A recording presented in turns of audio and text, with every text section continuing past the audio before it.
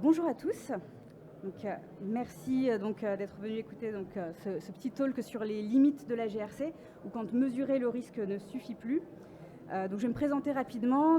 Rachel Tapia, moi, je suis RSSI au sein de France Titres, anciennement la NTS, un établissement public sous tutelle du ministère de l'Intérieur.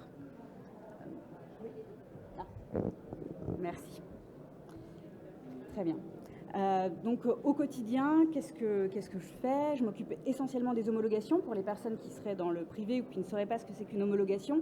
C'est une obligation réglementaire pour toutes les administrations publiques, les ministères, etc., qui doivent se conformer à la PSSI de l'État. Et dans ce cadre-là, on doit présenter un dossier qui va donner un état des risques d'un SI. Donc dans ce dossier, il va y avoir des analyses de risques, des rapports d'audit, que ce soit des audits techniques, mais également des audits organisationnels. Et il va y avoir également un certain nombre de procédures selon la criticité du SI. Finalement, une fois qu'on a tout ça, on va avoir un niveau de maturité cyber de notre SI. Et selon ce niveau de maturité, on va décider de mettre en prod ou pas, ou de déporter le risque ou de faire autre chose. En tout cas, on a toute une gouvernance au sein de ces homologations. Donc finalement, ce que je fais au quotidien, c'est de la GRC. Donc on pourrait se demander pourquoi ce sujet et en fait qu'est-ce que ça dit en fait de la GRC. J'espère que je ne vais pas me tirer une balle dans le pied, mais l'idée c'est que la GRC c'est un outil comme un autre et pour pouvoir l'utiliser et le maîtriser, il faut connaître ses limites et pour en faire un levier intéressant, il faut savoir aussi quels sont ses biais, qu'est-ce qu'il recouvre exactement, quelles sont ses faiblesses en réalité. Donc en fait, la GRC, en premier lieu, qu'est-ce que c'est et à quoi ça sert justement? Si j'écoute mes collègues très techniques, des DevSecOps, des analystes SOC, des pentesters, globalement, ils vont généralement répondre que la GRC, ça ne sert à rien, ou en tout cas, ça ne sert pas à grand-chose. Donc évidemment, ce n'est pas du tout le propos ici. Le but, ce n'est pas de jeter la GRC aux orties, au contraire. Pour moi, la GRC, ça a plusieurs vertus. La première vertu, c'est que ça crée un langage commun. Ça permet d'expliciter des concepts abstraits à des personnes qui ne font pas forcément de la sécurité. C'est-à-dire qu'on va permettre de faciliter le dialogue entre des personnes qui sont, pour certaines, très techniques, certaines qui font partie de l'IT, d'autres qui font partie des métiers, et enfin la direction. Comment? En rendant des scénarios et des choses techniques, en les rendant compréhensibles avec des mesures, des KPI, des indicateurs, et avec des risques qui sont dans des échelles que tout le monde peut comprendre et manipuler. Donc on a des échelles qui sont simples, réelles. Finalement, dans les analyses de risques, on a des risques qui sont classés critiques, qui sont dans nos carrés noirs. Ensuite, on a des risques qui sont dans le rouge, qui sont hauts, etc., jusqu'à des risques faibles. Tout ça, ça permet d'expliciter des choses qui sont difficilement compréhensibles, notamment par les directions. Et ça permet de rendre le pilotage possible. Finalement, on permet d'expliquer les enjeux de sécurité sans jamais entrer dans la technique. Si je prends un exemple concret, les équipes sécurité vont dire là, il n'y a pas de MFA sur telle application. Très bien. Et le métier va dire oui. Et le MFA, ça va complexifier le parcours utilisateur. Potentiellement, ça engendre des coûts que je n'avais pas prévus, qui n'étaient pas dans ma roadmap. Alors, à quoi ça sert? Là, j'ai que des administrateurs qui sont super consciencieux, qui ont tous des mots de passe ultra sécurisés, qui ont une rotation de mots de passe, etc. Donc, pourquoi est-ce qu'ici, on a besoin de sécuriser plus? La GRC, ça permet d'objectiver en fait ce besoin. Ça permet de dire oui, mais on reste exposé ici, donc il y a un risque de phishing. Typiquement, les administrateurs, certains ont cliqué lors des dernières campagnes de sensibilisation. Donc, il y a un vrai risque et le risque, ensuite, il est expliqué. Il y a un impact. Donc, ce sont les fameux critères DICT dont on parle sans cesse quand on fait de la GRC. Donc, on peut dire on a un impact, par exemple, il y a un risque de fuite de données et la fuite de données, voilà, c'est la confidentialité de l'application des données qui va être impactée. Ça permet aussi d'avoir un enjeu business aussi directement adressable. Et cet enjeu business, il va être aussi adressé par autre chose qui est la partie conformité. La partie conformité, elle va venir répondre à plusieurs choses. Les obligations réglementaires, finalement, elles permettent de pousser des sujets. J'ai une obligation, je dois être certifié, ISO ou SOC 2 ou autre chose, ça me permet d'adresser un marché, ça me permet d'être vu comme un partenaire fiable. Potentiellement, ça me permet aussi de vendre mon produit sur tel ou tel marché, donc il y a un vrai enjeu commercial.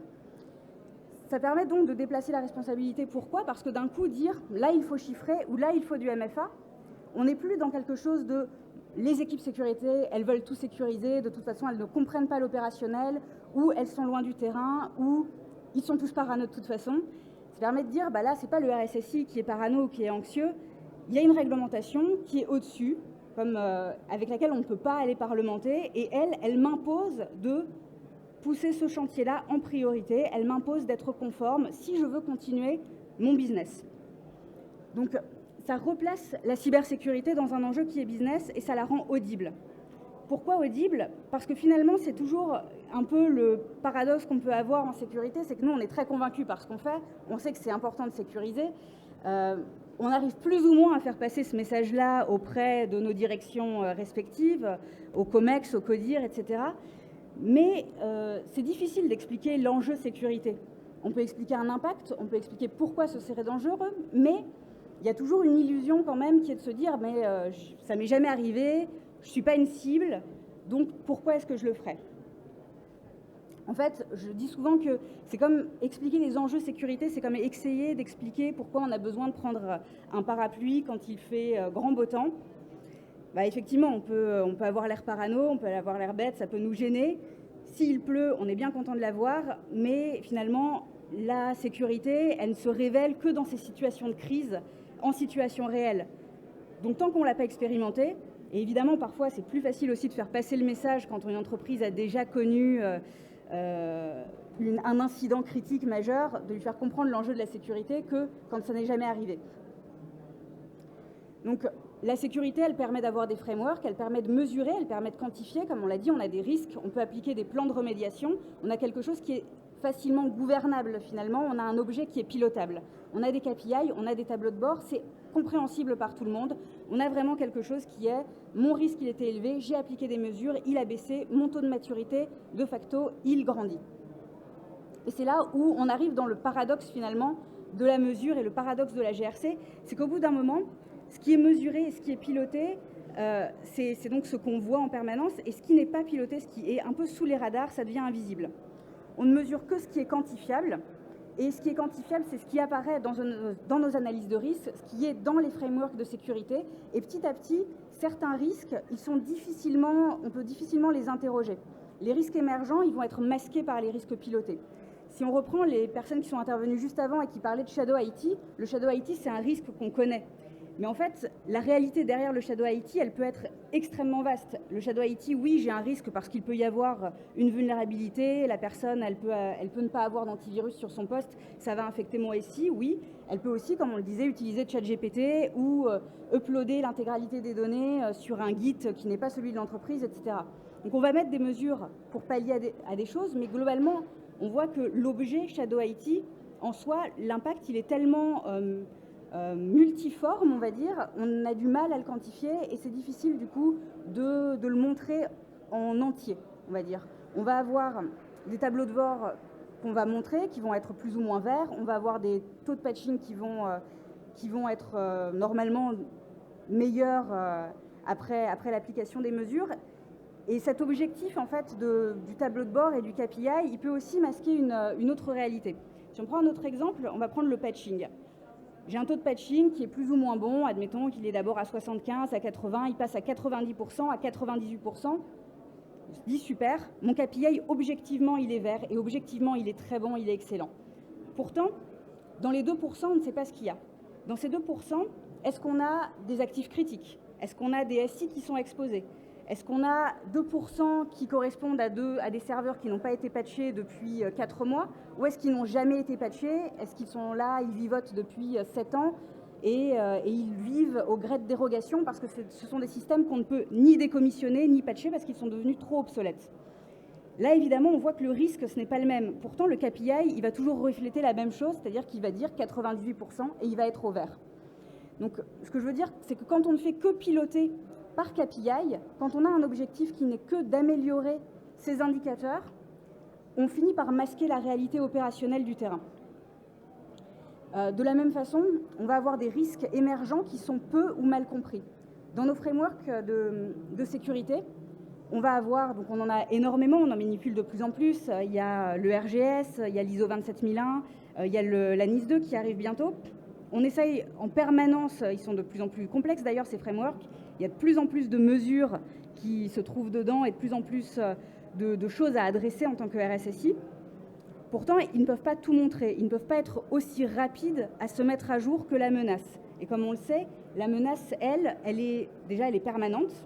C'est pas parce qu'on a réussi, on a passé un jalon, oui, on est mieux protégé, mais la menace en soi, elle reste. Et en plus de ça, l'attaquant, le fait qu'on est sécurisé, qu'on a un taux de patching à 98%, lui, il s'en fiche, il va aller attaquer ce qui est visible, ce qui, par opportunisme, il va aller voir les 2% qui restent. Donc on peut afficher, avoir une sorte de sécurité qui devient non pas illusoire, mais au moins assez confortable. On peut finir par être dans une démarche qui peut continuer tout à fait à être de l'amélioration continue, comme l'ISO 27001 le demande, mais ça peut quand même masquer que la menace, elle s'est déplacée, par exemple, qu'on est dans un secteur d'activité qui, pour X raisons, va être beaucoup plus touché, que le contexte géopolitique a changé et que donc les attaquants ne sont plus forcément les mêmes. Dans les risques émergents, alors c'est plus tout à fait un risque émergent, mais c'est vrai qu'il y a quelques années, on parlait d'IA et ça paraissait quelque chose de très lointain et d'un peu fantasmagorique. L'IA, c'était dans aucun framework. Typiquement, c'est arrivé très très vite. Quand ChatGPT a été mis sur le marché, d'un coup, les gens ont découvert tout ce qu'ils pouvaient faire avec, les attaquants aussi. On a vu plein de malware as a service, plein de systèmes qui ont pu être attaqués via l'IA. Et tout ça, c'était totalement sous les radars. Et d'un coup, c'est devenu quelque chose de majeur. Donc évidemment, maintenant, c'est pris en compte. Mais des risques émergents, il y en a tout le temps. L'évolution technologique, elle est permanente également. Et donc, en tant que RSSI ou en tant qu'expert dans la cybersécurité, on le sait, il faut être en permanence non seulement flexible, mais aussi s'adapter aux enjeux qui peuvent être modifiés en permanence. Les risques émergents, par exemple, aujourd'hui, on va parler de tout ce qui est crypto post-quantique. La crypto post-quantique, on peut la regarder de loin, on peut dire qu'elle est dans nos tableaux de veille, on peut dire qu'on se dit que pour le moment, on n'est pas concerné, puis ce n'est pas tout à fait non plus d'actualité. Oui, mais quand ça le sera, est-ce qu'on sait comment se protéger? Bon, la réponse globalement pour le moment, c'est non. On peut juste prévoir des choses. Et donc, ce risque-là, qui est inhérent et sur lequel on n'a pas forcément de mesures à mettre à côté, il va passer un petit peu sous les radars et il ne va pas forcément être rechallengé. Finalement, la GRC, ce qu'elle permet d'adresser, c'est ce que l'entreprise connaît déjà. Elle permet de maîtriser des SI et des risques qu'on connaît et de les arbitrer, de les prioriser, de mettre une complexité et de mettre des mesures qu'on va arbitrer en fonction de coûts budgétaires, de délais et de gains de sécurité, évidemment. En revanche, ce qu'il voit mal sont ces risques émergents et également les petits écarts qui sont accumulés. C'est-à-dire qu'on a tous, évidemment, des dérogations, c'est normal, on en a besoin opérationnellement. On ne peut pas aller aussi vite qu'il faudrait parfois pour patcher des systèmes, pour enlever parfois des choses qui sont des pratiques anciennes et qui continuent. Parfois, la technologie qu'on a, ça demande un énorme changement pour pouvoir changer d'outillage ou lancer des grands chantiers de rebuild. Et donc, on a des petits écarts qui apparaissent un peu partout. Ils sont parfois justifiés, ils sont parfois tout à fait documentés, mais à partir du moment où ils rentrent dans un process, ils sont vus, la GRC, elle va regarder ça d'un point de vue purement process et elle va dire « Ok, je suis conforme, j'ai des dérogations, oui, mais elles sont tout à fait dans un process qui est suivi, on les regarde de temps en temps, on voit des dérogations, est-ce qu'elles sont passées, oui, non, est-ce qu'on en a encore besoin, oui, non ». Mais par contre, ce que ça va masquer, ces petites dérogations, c'est que potentiellement, des scénarios de risque qu'on a un peu enlevés, parce qu'on se disait qu'ils sont hautement improbables, ils sont non vraisemblables, cette accumulation de petits écarts, elle peut rendre ces scénarios d'un coup cohérents, ou en tout cas, elle peut laisser un chemin d'attaque qu'on n'aurait pas forcément perçu en premier lieu et qu'on a du mal à voir dans des systèmes où on a énormément de SI qui interagissent les uns avec les autres. Je parlais d'homologation, de notre côté, on va homologuer par SI, et ces SI, forcément, ils ont des périmètres, et quand on fait des pentests, on va avoir des périmètres qui sont définis. Tout ce qui est entre ces SI, on peut avoir aussi des oublis, des choses, un serveur qui va permettre justement de passer d'un SI à l'autre, qui va, je sais pas, faire de la décontamination, ou des flux qui permettent de passer des données de mon SI A à mon SI B. ils ne vont pas forcément être concernés par les pentests, parce que pas tout à fait dans le SIA, pas tout à fait non plus dans le SIB, et donc on peut avoir des choses comme ça, on sait que ce système est là, il est regardé un peu, mais pas forcément suivi au quotidien de la même façon.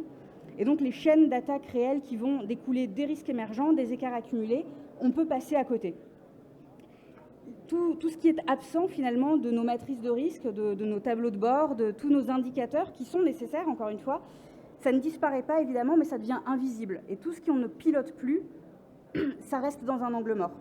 Et cet angle mort, c'est celui qui va permettre aux attaquants d'agir ultérieurement. Donc maintenant, qu'est-ce qu'il faut faire, on va dire, pour pouvoir sortir de cette partie et challenger la GRC? Donc il y a plusieurs choses. La première, elle paraît évidente, et je pense que tous les RSSI le font, on essaie d'intégrer tout ce qui vient de l'opérationnel. Pour autant, généralement, les pentests, ils viennent à la fin d'un processus. C'est-à-dire qu'on a fait notre security by design, on a revu de l'architecture, on a fait notre analyse de risque. Le pentest, il est là pour valider que tout va bien finalement et qu'on est passé à côté de rien. Et s'il y a des vulnérabilités, pour les patcher et y remédier avant qu'on passe en prod. D'une certaine façon, on est déjà en retard. Parce que s'il y a quelque chose de critique à ce moment-là, on le sait, on va appliquer des choses, mais potentiellement, ça va coûter énormément plus d'argent que si on l'avait vu dès le début. Le pentest en continu, avec des bug bounty, déjà, on permet d'adresser les choses un peu différemment. On a des outils maintenant qui permettent d'automatiser un certain nombre de tests un peu de façon automatique, même s'il reste plus bas niveau que ce que fait un pentester. Ça permet d'avoir un premier retour. Évidemment, tout ce qui est analyse de code, statique, dynamique, ça aide également. Mais voilà, en tout cas, il faut pouvoir intégrer tout cet opérationnel comme une source primaire. Et une fois qu'on a les résultats des pentests, même s'ils sont faits à la fin, il faut pouvoir les réintégrer à nos scénarios d'analyse de risque pour vérifier que nos risques, ils étaient bien au bon endroit. Finalement, quand on parle à des gens techniques, ce qu'ils ont tendance à penser de la GRC, c'est qu'effectivement, c'est une GRC de papier, on fait de la conformité, on a une liste, en fait, une checklist, on va cocher des cases et on ne fait pas de la vraie sécurité. C'est difficile parfois de répondre à ça, c'est quelque chose que moi j'ai entendu très souvent. Et pourtant, finalement, j'essaie d'expliquer, alors j'ai des amis pentesters où j'essaie de leur dire que les pentests, ils sont très contents, ils en font, ils font ce qu'ils aiment, très bien, mais pour que ça devienne audible, pour que ce soit écouté par les décisionnaires, ça ne suffit pas. Dire ok, tel serveur il n'est pas patché, ça ne parle à personne en dehors du monde de la cyber. Ce qu'ils font quand ils font une synthèse managériale, c'est déjà de la GRC. Parfois, c'est un peu compliqué de leur faire comprendre qu'ils font quand même déjà de la GRC. Pour eux, ça fait partie du travail du pentester, c'est vrai. Mais donc, c'est ce qui est inclus. Généralement, pareil, quand on m'oppose le côté checklist qui est déroulé et qui masque un peu les problématiques, on peut avoir l'exemple de l'antivirus. J'ai mis un antivirus sur tous mes serveurs, ok, d'une certaine façon, je suis compliant, je passe mon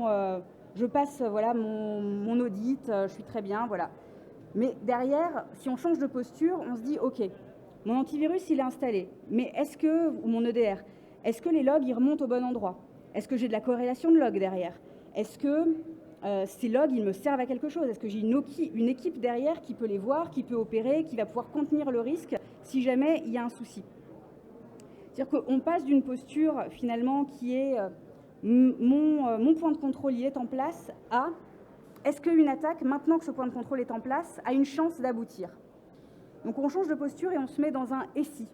Ok, admettons, on est bien préparé, on a fait ce qu'il faut. De toute façon, il y a un moment, comme je l'ai dit, on ne peut tester la sécurité qu'en situation réelle. Mais si on se pose déjà la question et qu'on change un peu de paradigme et de point de vue, on essaie de se dire « ok, si jamais une attaque passe, qu'est-ce qui se passe? À quel niveau je suis le plus vulnérable?